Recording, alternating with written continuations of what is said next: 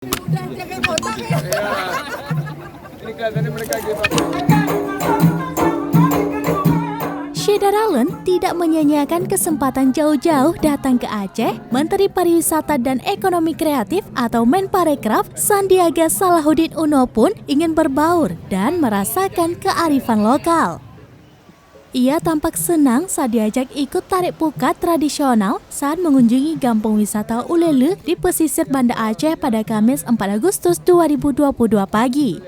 Sandi begitu antusias berbaur dengan warga dan nelayan di kampung yang pernah hancur lebur dihantam tsunami tersebut. Saat aksi tarik pukat itu, ia ikut dibantu oleh PJ Wali Kota Banda Aceh, Bakri Siddiq, anggota DPR RI, Iliza Saaduddin Jamal, dan pejabat lainnya. Ini kelihatannya mereka gitu, guys. Oke, Mas Menteri, kita lanjut.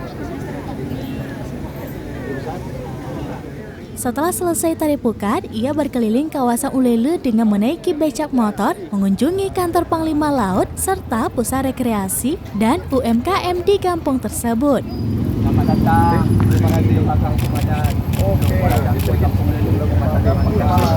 Ibu Ilika. Rombongan.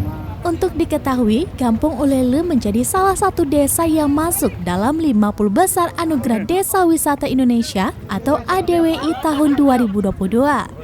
Menurut Sandiaga, Kampung Ulele berhasil menggabungkan wisata berbasis sejarah, alam, dan budaya sehingga membuat desa ini memiliki daya tarik unggulan untuk mampu memikat wisatawan. Dari Banda Aceh, Muhammad Nasir, Serambion TV. Mau aja nalon jajah rumah itu uri.